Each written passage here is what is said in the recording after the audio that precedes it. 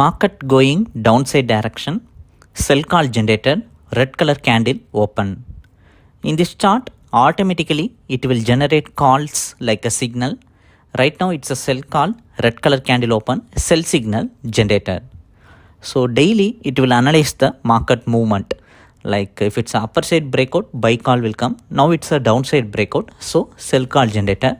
So it will analyze automatically where to take entry, target and stop loss. You will get those things in live market. In live market it will analyze and generate calls. Okay, if you want to know the plan detail for the chart, you can send me a hi message in WhatsApp. Right now today it's April 26 market, Friday market. After 10 o'clock this sell call generated. Call came at 48,643. That straight white line from red candle, that is our entry point line. Below lines are first target, second target line. Above line is the stop loss line. So 643 is our entry point, 521 is our first target. It's more than 120 point first target range.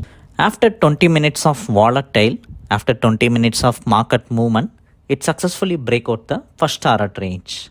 Like this today call generated and break out the target. If you want to subscribe for the chart, for chart plan detail, you can send me a hi message in WhatsApp. Thank you.